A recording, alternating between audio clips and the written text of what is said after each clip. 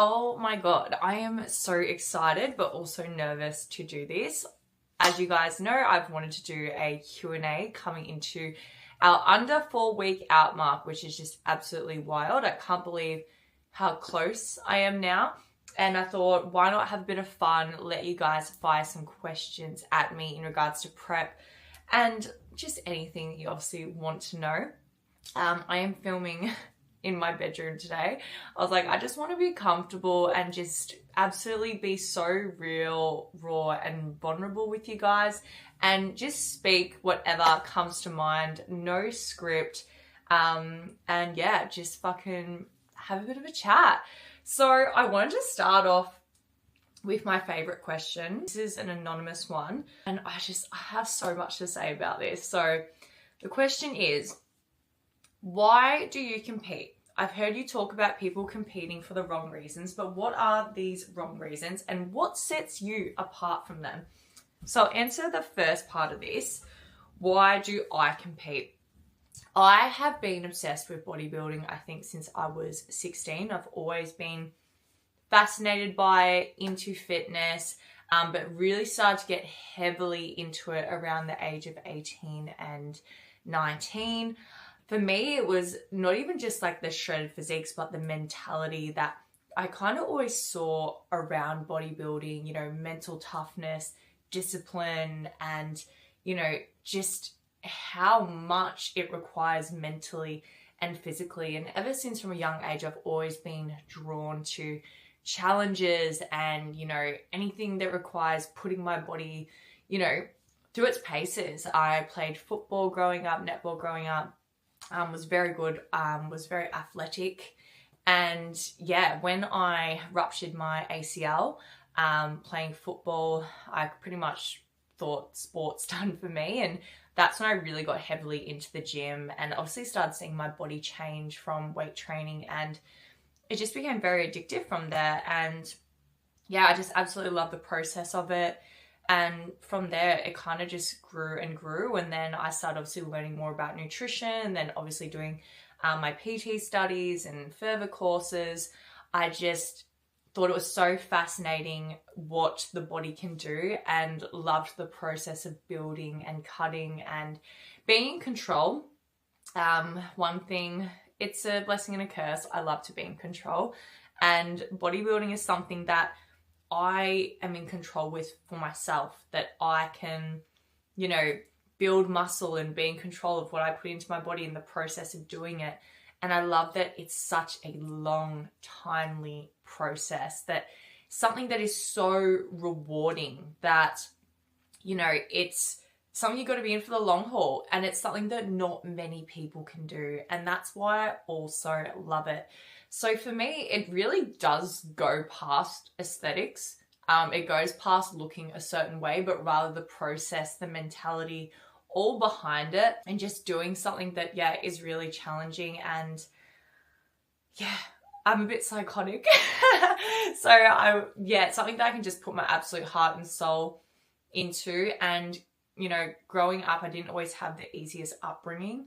And, you know, the gym was something for me that was like a safe mental haven. And for a long time, I wouldn't say so much now because I'm in a much better place mentally. Training was a massive mental rage outlet, a lot of aggression. I always had so much aggression growing up and a lot of anger. So being able to put that into training, and I'd say I still have put it into training now, but especially my last prep, which there's another question related to that, so I'll save that for that. But yeah, a lot of that emotional baggage, I think, definitely got put into bodybuilding, and it was like almost something that I could pursue to be able to pour into that. So for me, bodybuilding is just, yeah, that's why I do it.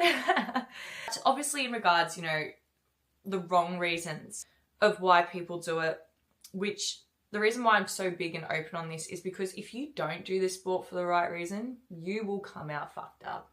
You can end up with an eating disorder, really poor relationship with your body, ruin your external relationships around you if, you know, you haven't got your head in the right place, because it really does need to be one where you mentally thrive, not one where it's making you become a shit person and affecting other aspects of your life around you, relationships and things like that. So You know, a common one we see is a lot of people go into this sport because they want to achieve their dream physique. Well, newsflash, trying to achieve a lean competitive physique and use that to maintain that, it's not healthy, of course, and it's probably not the best way to go about it. Go do a fat loss phase, go do a photo shoot and see how you find it, but maybe don't go to the extreme of potentially doing a sport. And also, you know, just like relationship with self. Like I always say to people, if you're going to do this sport, make sure you know who you are now and that you love who you are now, and that this isn't something to just fill a void or to make you feel like you are somebody. You need to know you are somebody before you go into this. Otherwise, once it's all over and all the cheering of everyone clapping for you come to stage is all over, you're not going to feel like you're anyone. You need to know who the fuck you are and not feel the need to do something to get external validation for you to feel like someone. And I feel like that just comes down to doing the inner work. And again, not using this as something as like a band-aid fix to sweep unresolved issues or mental issues under the rug. This sport can truly be something so great and have such a positive impact on someone's life. But like anything when approaching a diet or going to the gym, the why behind you doing that is the most important thing. Your mindset in how you do that dictates if this is going to be something that is positive or, you know, detrimental to your physical or mental health. So I think that's where it comes down to, you know, there are unfortunately a lot of people that do this sport for the wrong reasons. And unfortunately, this sport does attract a lot of insecure young girls, and they end up paying the price after for it because they didn't go in with the correct intentions. So I would say that's definitely what separates me apart from those people, is my why and why I do this. And, you know, I'm someone that already lives the lifestyle of this. I have for many years now. I would say, you know, I love the process of it. I love cutting. I love bulking. I love being in control. I love my body through all its different shapes and sizes. Prep is more than anything a challenge to finally reveal all my hard work I've done. So hopefully that kind of clarifies that question. Kind of went on a bit of a tangent, but I really did want to start with that. Next one. What have you found most enjoyable in this prep? From Isabel. What have I found most enjoyable about this prep? Honestly, the prep as a whole, I've really enjoyed this prep, but I would honestly say the productivity levels I've had from it. I have just, especially like this prep compared to my last, my productivity has been through the roof. I feel like I've accomplished so much within my business. I've kept myself busy. I've made a promise and a goal to myself that I wasn't going to let other areas, one including my business, lack or let prep be something that is detrimental to it. But rather, I feel this prep, I really used it as a strength to build up my business and give it more attention, and just use that on feeling that you have from being in a prep and let that transfer into other aspects of my life. I really enjoyed that. Training, believe it or not, I know like towards the end, obviously now training does feel really hard, but training has just felt great. I think it's because you know you're training for something that is so close. The fire in your belly when you train, it's like, you just feel like such a bro lifter. Like, I don't know how to explain the feeling, but yeah, training, I've just really enjoyed it. I've also really enjoyed the people I've had around me this prep. I think I was literally said this to my client, I think it was Summer yesterday, sorry. And I said, you know what's actually made this prep feel the best that it's have is the circle around me this time. The support from my clientele, my friends, my partner, my coach. It's just been so epic having people that are so truly happy for you and in your corner and respect what you do. It's been the absolute best. I couldn't do it without my support system. I always say any great athlete, you know, it's not a solo thing. They have a really good, strong support system behind them. And I feel like this prep, I definitely have. And I think just, like I said, just the whole grind. I enjoy the grind. I enjoy doing things that, you know, not many people are willing to do and showing myself that I'm truly capable of. So I think just that mental high of it, you know, sometimes it's just driving in the car, listening to music post-gym and you've got those endorphins and you're like, I'm fucking doing the thing, man. I'm so fucking high on life and I'm doing the fucking thing and I'm doing it to a really incredible standard for myself. So hopefully that kind of answers that. How's your menstrual cycle in prep? From Christina. Non-existent. No, look, it is quite common for a lot of girls to lose their period in prep. Some are quite fortunate that they hold on to it through the prep, which is really great. It's a really healthy thing. Obviously, towards the end of a prep, it's not healthy. You're getting your body to very low body fat percentages that aren't sustainable nor are healthy. So I obviously don't have my period. I think I lost my period about, I don't know, fucking maybe 10 weeks out or something. My period's very sensitive. Always found I lose my period around when I'm around 61, 62. I'm now 59. Yeah, every time I've gotten around there, it's always kind of gone. But usually, like, sorry for any guys watching this talking about periods, but yeah, usually mine goes for a whole week. As I got leaner, it kind of got lighter and lighter, and now it's currently gone. So the goal will be obviously post-show to get that back straight away. I won't be fucking around doing a reverse. I will be going straight into a recovery diet. I haven't even spoken to my coach. I'm like, I'm going into a recovery diet. I'm very keen to get my body fat back up. I'm very keen to get healthy again, keen to get my libido back. That is my top priority post-show. I'm not here to hold on to the shreds or anything. I'm here to do the job and hit a goal and then get straight back into working towards the next goal. So yeah, my body has just gone through the process of reds, and now it will just be a matter of that being a top priority and getting that back once show is over. So yeah.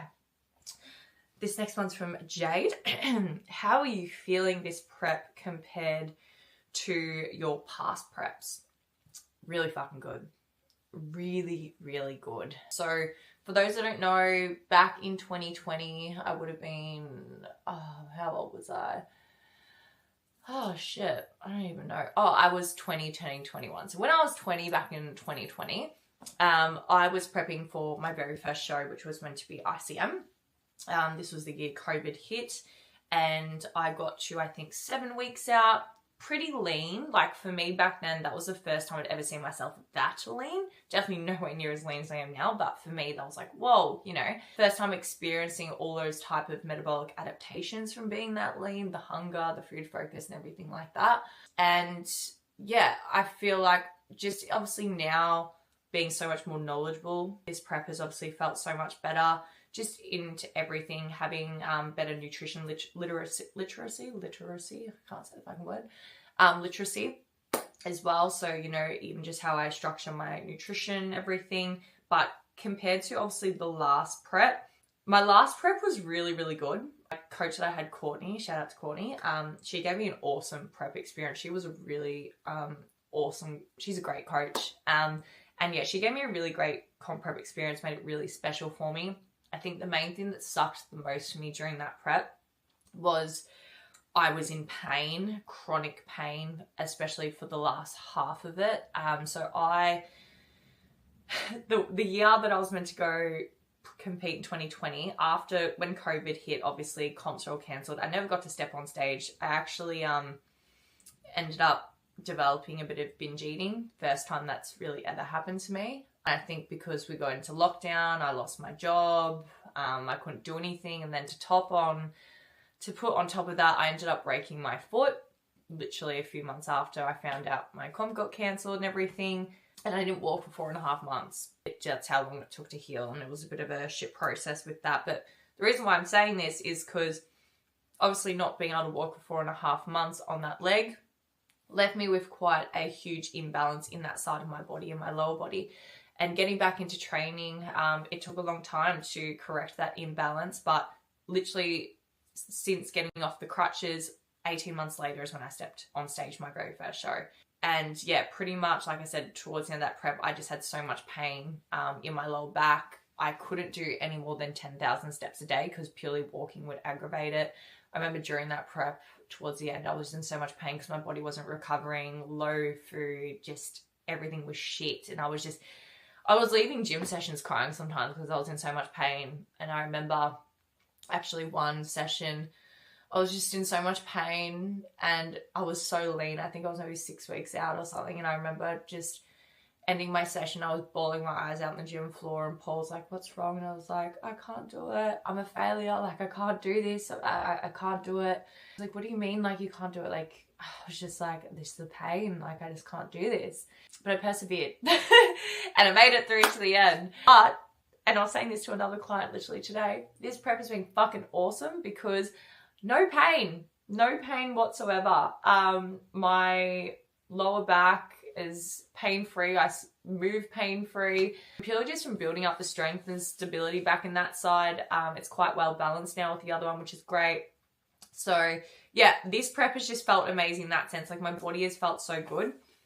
At the start of this prep, my mindset was, I was really tough on myself because I had a lot of pressure going into this prep to be better than my last package, and just pressure that I wanted to do really well this season. Obviously you can't control who rocks up on the day, and I'm aware of that, but I really am just wanting to go up there and bring my absolute best. But I think at the start of this prep, I was putting a lot of pressure on myself with posing and everything like that, worried about not being good enough. Few meltdowns along the way after posing practice, and I'm like, I can't do this. But no, I'm feeling so good. Honestly, this last week has the best my mindset's been the whole prep, which is weird. You'd think it would be worse, but it's been the best. I've never felt so motivated. I've never felt just so right. So yeah, I guess that's what's been better about this prep. But I feel like first prep, you always feel really good. It's your first prep. There's no expectation, you know, and I was quite happy with how it went. Like, I came 5th out of 35 girls in my first ever show, which was WBFF back then. And I was wrapped. I felt like I came first. I was like, oh my God, I was not expecting top 5. So I was pretty wrapped with that. But I think this time there's that pressure. I'm like, oh my God, I want to beat that, you know. But I already have, like, have bet my last package, and I'm just over 3 weeks out. So yeah, it's really good. Sorry, that one went really, really long. Coming into your second season, what did you learn what to do and what not to do from your first? So, what did I learn not to do? Not eat protein fucking pancakes. I was a bit retarded sometimes. Not terrible, but just with my food selections, my first prep, I think I could have made better food selections. I was obsessed with protein pancakes last prep, and I was like, I just wanted to keep them in there. I didn't want to get rid of them. But I think this prep, I was so much more aware of if a food was starting to taste too good that I wasn't satisfied, I just wanted more, it's out. It's out of the diet. And I feel like I've just been way better with my food selection in this prep, keeping foods low palatable, basic, you know, not too many ingredients.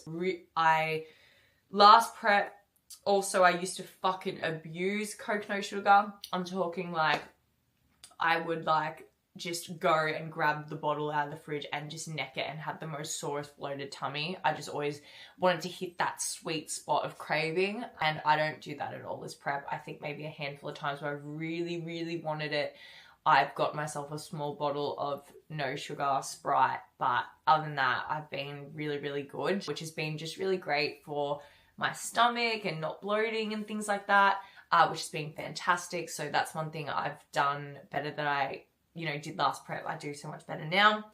What else have I learned not to do since last prep?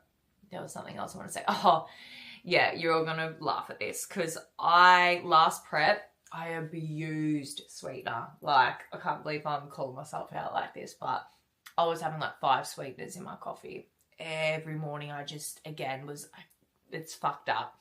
Now, I just have my coffees black with my milk. And I told myself I wanted to do that because I think last time by trying to always chase that sweetness and that sweet craving, it was making my prep harder for me. I was just constantly wanting that sweetness. Now, like I said, my coffee's bland, my food's bland.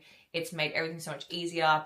It's kept that sweet cravings down, and it's just made it so much easier to adhere to the prep, and yeah, just make it so much easier for myself. And I said that to Paul. I was like, going into this prep, no sweetener in coffees, no sugar-free soft drink in the house.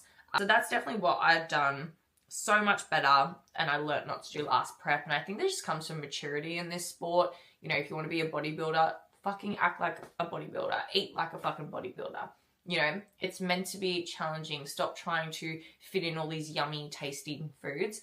And, you know, Scott did ask if I wanted a meal plan. He said, I'm happy if you want to keep just doing macros, and obviously you just create your meal plan. And yeah, I've eaten the same thing every fucking day for the last 3 months. I just obviously sometimes change the portions and maybe where I have it in the day accordingly when I get a drop in calories or whatever. But I've kept my foods very consistent. I haven't fucked around. I haven't tried to eat for taste. I've tried to eat to keep myself somewhat full and to tick the boxes. So yeah, I feel like my mindset and just, you know, I'm like even though I'm not a pro, you know, how does a pro bodybuilder carry themselves, you know? And that's one thing I think I've really flipped my mindset is, you know, I'm not going to see myself as an amateur bodybuilder. If I want to be a pro one day, how does a pro show up? Embody that. The way I've carried myself in that sense of this prep, yeah, I would say that's definitely what's different. So yeah, I really like that question. What is your favorite part of show day, Helene? Favorite part of show day? The glitz and the glam leading up to it, 100%. Being on the actual stage, it's amazing. I remember coming off stage on my debut 2 years ago and I just cried. I grabbed my coach, Courtney, and I just started crying. I was like, I did it. Like, I did it. It was just such a surreal feeling, and I just had so much fun up there, and it was just that cherry on top of, you know, okay, today I'm showcasing everything that I've worked so hard doing, not just in that 20 weeks, but fucking the last fucking 6-8 years, you know? So yeah, and just, yeah, getting glammed up, like the whole process, the tan, like just knowing it's all coming together and just sharing it with, you know, those that are close to you there supporting you. So yeah, I'm really excited for this one. And for my last show, FMG, we're having our AJF fitness retreat, our very first one. And yeah, 12 of my clients are all coming to watch me. So I get to have all the AGF girls watching me for my final show. And that is just going to be the most special thing because my community is the best community and the culture is just so good. And yeah, they're just the best. Like I'm so excited. This one is a non-prep one. What was your first ever job and did you enjoy it? First ever job. Fuck. I think I worked at a pizza shop and I was getting like paid $10 cash an hour. I wouldn't say I enjoyed it. Never would I work for $10 an hour again, oh my lord. And then from there was just working at McDonald's. I worked at McDonald's or pizza stores before PT and that was it. And then I went into PT when I was 18, started working a gym on the gym floor, and here we are now running my own business, AJF for 4 years. So it's crazy. Another one from my girl Len. Let's know, Amanda, what activities do you enjoy doing outside of fitness? Nothing. I'm a boring cunt. No. What do I enjoy? It's so hard because fitness is literally my life. I don't know. Is that bad? That I don't know what I enjoy outside fitness. Like, I love spending time with Paul, walking my dog. I sound like such a numpty. I don't know. That's probably really bad. I think I should work on that one. I love working. I work 7 days a week at the moment. Content creation.